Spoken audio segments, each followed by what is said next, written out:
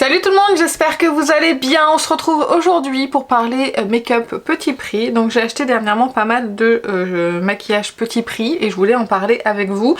Il y a des nouveautés, il y a des pas nouveautés, il y a un petit peu de tout. Donc je vais vous rapprocher et on va commencer tout de suite par les yeux. J'ai déjà fait mes sourcils, j'ai déjà appliqué ma base à paupières que j'ai poudrée parce que il faut absolument que je poudre sinon ça file dans les plis. Alors j'ai déjà appliqué au moins une fois tous ces produits, je les ai appliqués hier pour déjà avoir un petit avis avant de vous faire la vidéo. Donc j'avais appliqué déjà les fards à paupières de la marque Novo, donc ce sont des fards à paupières qui sont vendus sur le site de Freyara. Je vous mettrai de toute façon comme d'habitude les liens avec les noms des teintes dans la barre d'infos et là ici je vous mettrai en fait le nom et avec le prix, comme ça vous aurez tout directement et moi ça m'évite d'aller rechercher tout de suite et on gagne un petit peu de temps sur la vidéo. Bref, du coup j'avais ces fards à paupières là c'est la teinte 07 et là vous avez la teinte 04. J'ai appliqué les deux hier parce que vraiment ça allait super bien. Cette-ci elle est beaucoup plus crémeuse que l'autre, donc voilà la teinte, c'est très très joli, hein. Ça a des reflets un petit peu vert, c'est très beau sur la paupière, c'est très lumineux. Et la seconde teinte que je préfère, qui est la 07, qui est un petit peu plus sèche, qui a un fond un petit peu bordeaux avec des petites paillettes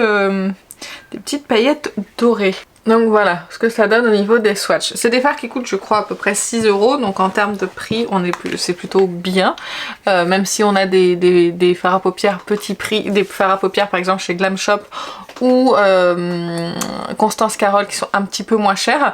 Mais en tout cas ils sont très bien comme ça au swatch. Hier je les ai appliqués et je pense que celui-ci qui est plus crémeux a filé un petit peu dans le pli. Alors ça se voyait à peine, il fallait vraiment regarder de très près. Parce qu'ils sont tellement lumineux que c'est des choses qu'on voit quasiment pas. Donc ce que je vais faire c'est aujourd'hui je vais appliquer uniquement celui-ci et pas celui-ci et voir si ça file ou pas dans mes plis. Sachant qu'on est déjà sur une après-midi déjà bien entamée, j'ai pas eu le temps de faire la vidéo ce matin donc là on est en début d'après-midi presque 15 h. On fait comme on peut, ok.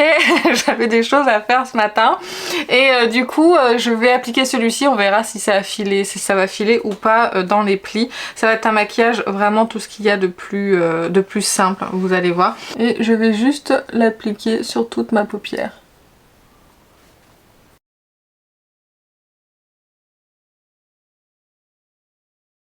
Si ça file pas dans les plis, ce sera top parce que vraiment la couleur elle est assez unique. J'ai pas ce genre de teinte dans ma collection. Et voilà ce que ça donne. Donc là je l'ai appliqué grossièrement. Je vais venir l'estomper un petit peu dans le creux avec un autre fard. Mais ça s'applique super bien. C'est lumineux, c'est très très beau. Je vais prendre la teinte transition de ma Glam Face palette. Et je vais juste fondre un petit peu le fard. Histoire que ce soit un petit peu plus joli. Je sais pas si je vous ai dit ou pas mais j'ai pas eu de chute à l'application.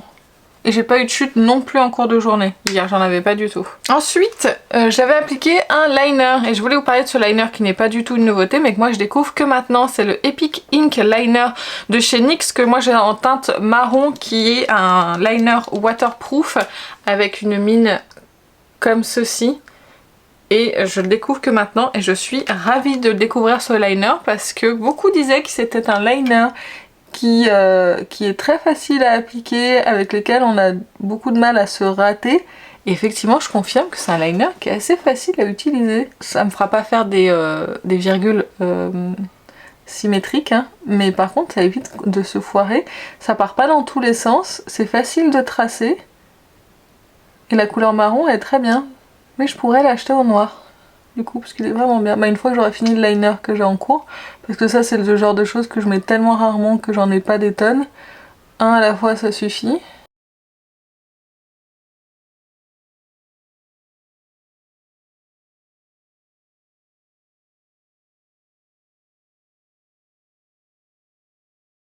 Voilà pour le liner, c'est vraiment hyper facile à faire.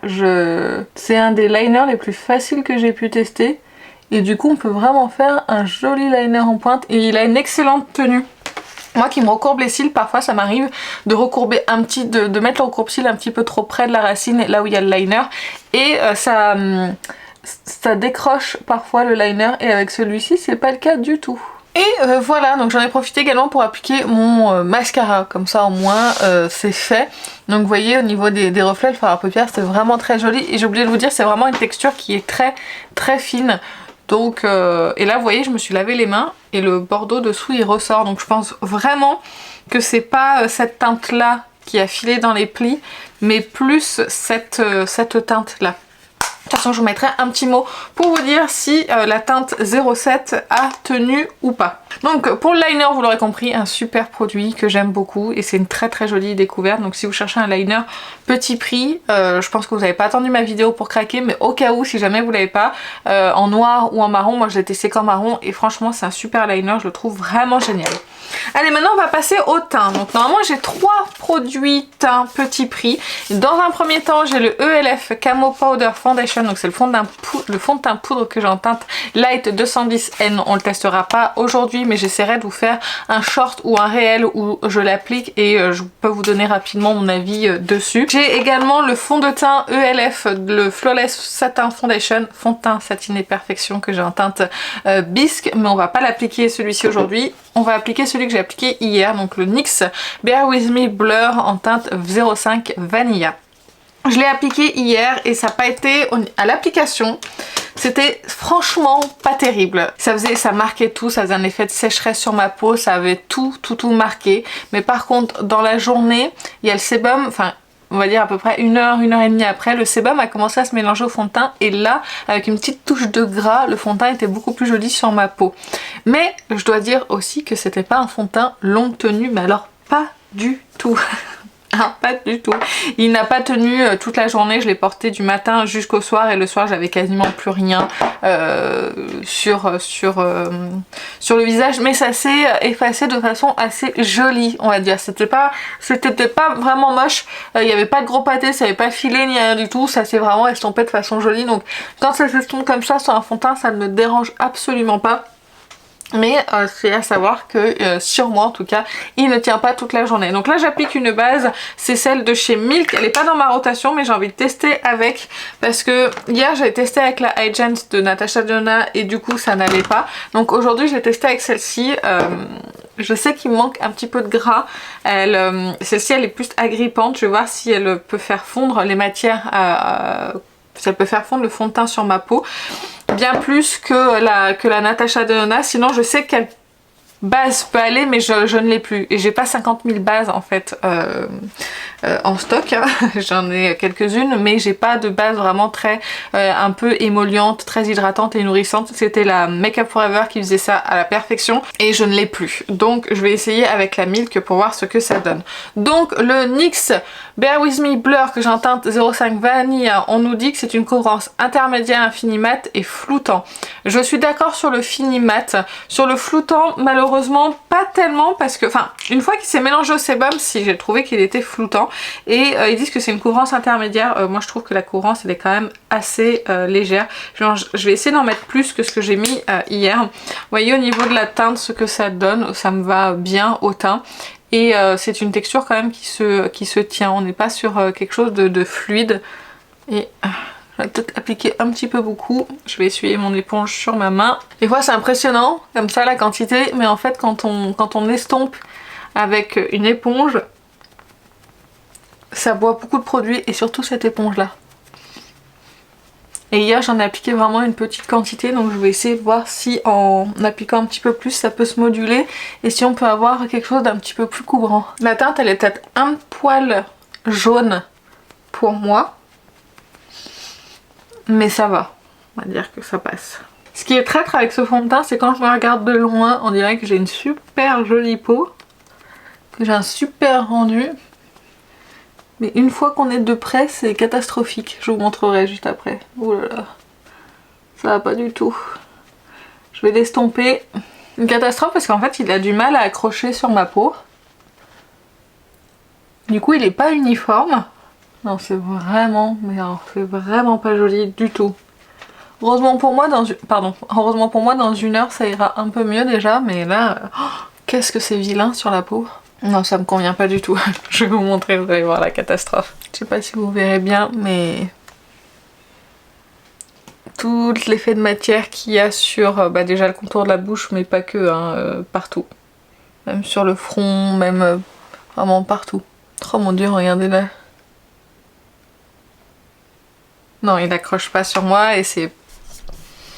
Malheureusement non. Donc même avec la base Milk, ça n'accroche pas. Et j'ai pas envie d'investir dans plusieurs bases pour essayer de faire fonctionner un fond de teint, surtout qu'il sera petit prix.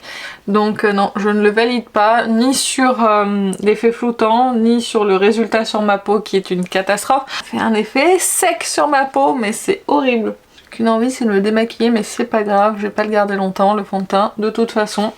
On va continuer. Donc vous l'aurez compris, c'est pas un fond de teint que je valide, que ça soit autant sur la tenue que sur le rendu.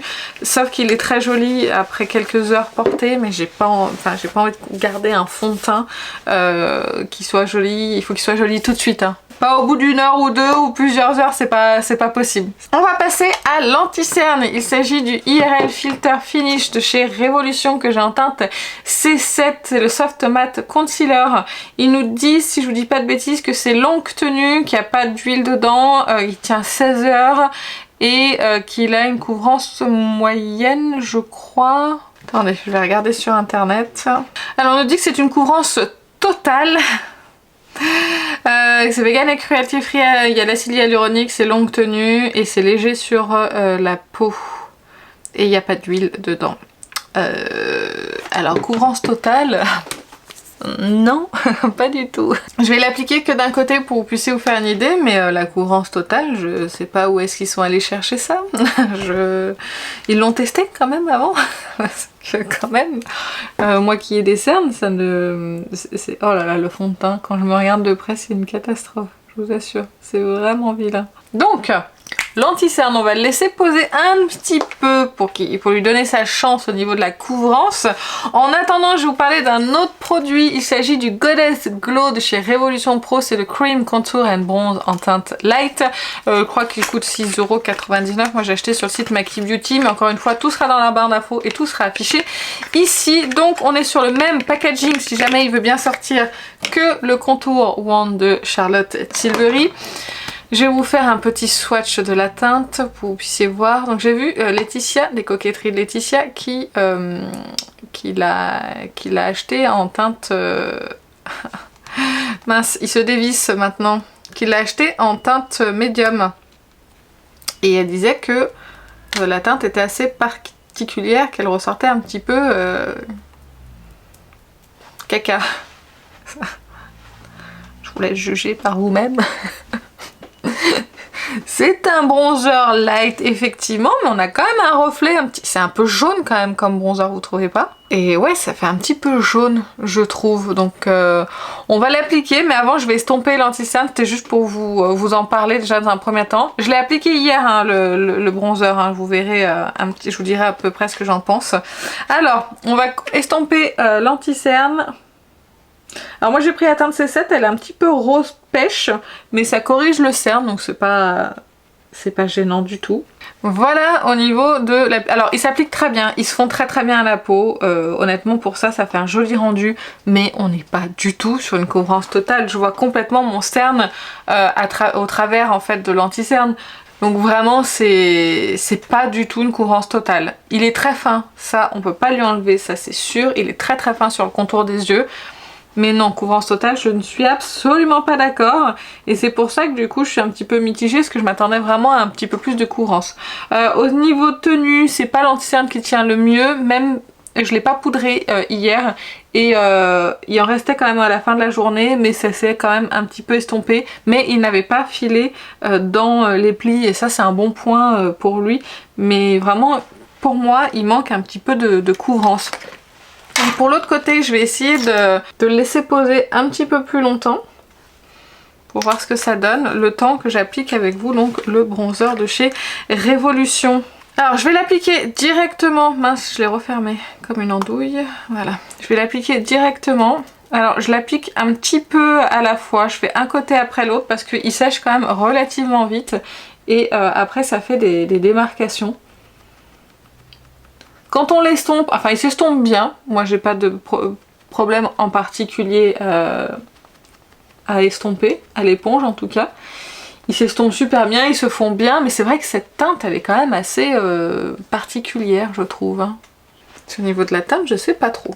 Je sais pas trop quoi en penser en fait. Je sais pas si j'aime ou pas. Non, ça lui a pas donné plus de couvrance de le laisser poser. Par contre, si vraiment vous n'avez pas besoin de couvrance, vous cherchez un anti-cerne un petit peu mat qui va pas forcément filer dans les plis. Moi, ça le fait un petit peu jusqu'à ce qu'il se fige. Et une fois qu'il est figé, après, il bouge plus. Mais il tient pas toute la journée. Il va s'estomper, mais ça va être assez joli, on va dire. Mais pour un anti-cerne petit prix, c'est pas trop mal. Je trouve que c'est pas mal du tout. Surtout si vous voulez pas poudrer votre anti-cerne. Alors ensuite, qu'est-ce que nous avons? Nous avons fait l'anti-cerne, tout ça. On va passer au blush crème. J'ai un blush crème de chez Liz Beauty que j'ai acheté il y a longtemps. Je vous ai jamais parlé mais je l'ai déjà essayé et appliqué plusieurs fois. Et voilà, je voulais vous le mentionner aujourd'hui. Il s'agit du Satin Matte Cream Blush en teinte confitante qui est une très très jolie teinte que je vais vous swatcher juste ici. Voilà, c'est très joli, ça sent bien la peau, c'est un fini poudré un petit peu quand on l'estompe. Personnellement, je l'aime beaucoup. Je vais l'appliquer au pinceau dans un premier temps.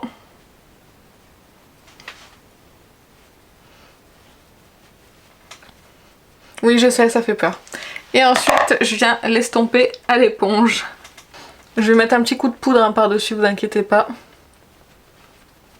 Et voilà. Très très jolis blushs qui se font bien à la peau, j'aime beaucoup les packaging, ça change un petit peu de l'ordinaire au niveau des prix, c'est quand même assez accessible et c'est vendu sur le site Cult Beauty. Vraiment j'aime beaucoup et j'aime beaucoup ce fini poudré, du coup il est bien fixé, il tient bien, il a quand même une jolie lumière qui se dégage sur le teint et la teinte est vraiment très très belle. On va poudrer légèrement le teint, j'ai pas de poudre petit prix, voilà je poudre très légèrement. Parce que j'ai déjà le teint assez sec comme ça, du coup j'utilise la Dior Backstage.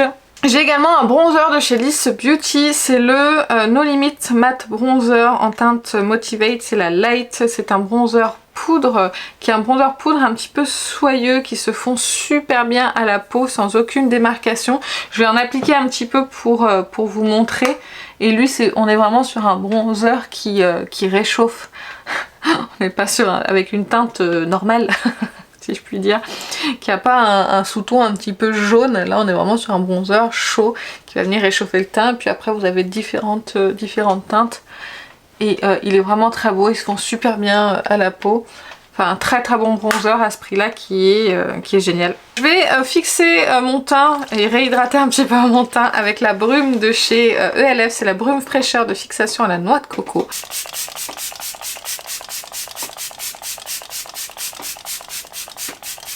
Là j'en ai mis beaucoup parce que vraiment, j'ai vraiment besoin de réhydrater ma peau. Elle est en souffrance là avec le fond de teint. Ah, ça va mieux.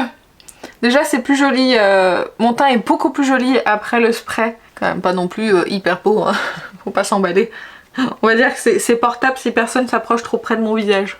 Et le dernier produit que je voulais vous montrer, il s'agit d'un produit pour les lèvres de chez ELF. Il s'agit du Glossy Lip Stain. C'est une encre à lèvres brillante en teinte basique beige. Donc c'est un tout petit packaging noir qui est franchement très mignon. Et au niveau de la teinte, je vais vous faire un swatch. Voilà, on est vraiment sur une encre à lèvres glossy. Tout ce qu'il y a de plus simple.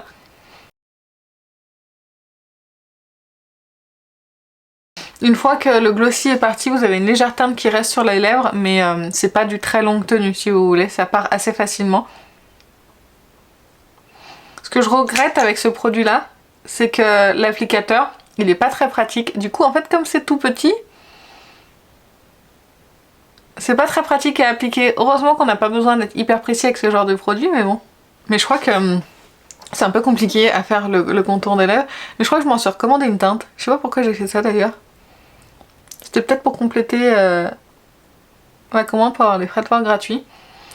Mais bon, là je l'avais payé à moins 50%, le résultat est très joli, mais je vous dis c'est vraiment cette histoire d'applicateur et le fait que ça soit si petit. Il a fallu que l'embout là il soit un petit peu plus grand pour qu'on puisse vraiment faire ses lèvres correctement. Et voilà pour le rendu final. Mais par contre vraiment le spray il a rendu le teint beaucoup plus joli que ce que ça ne l'était. Hein.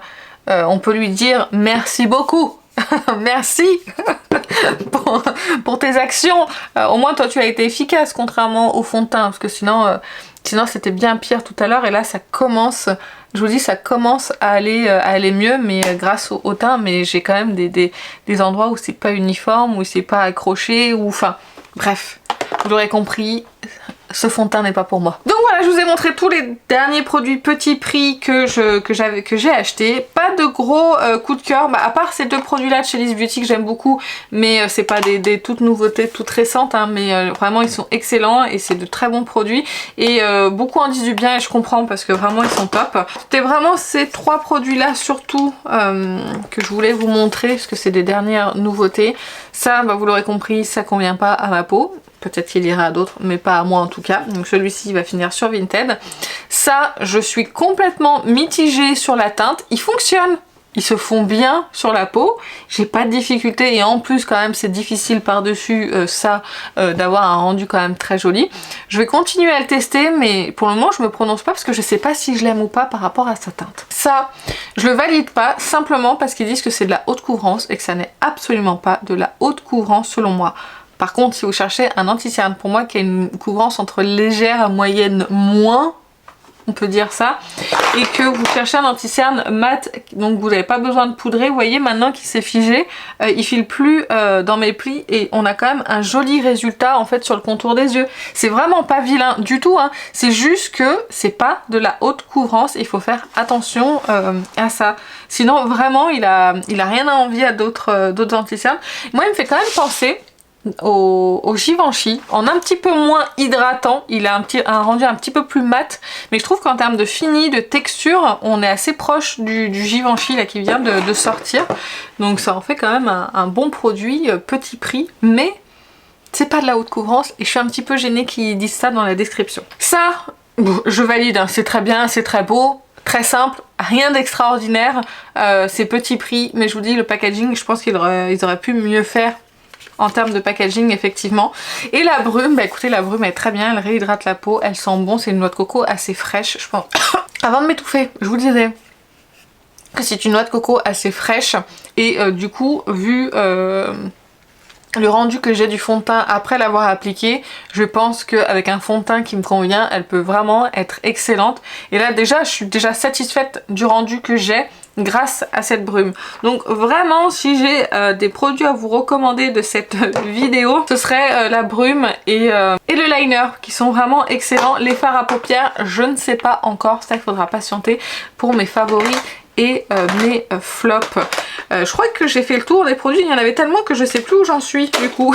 Puis pour ces deux là on verra plus tard, je les testerai et puis on en reparlera ensemble.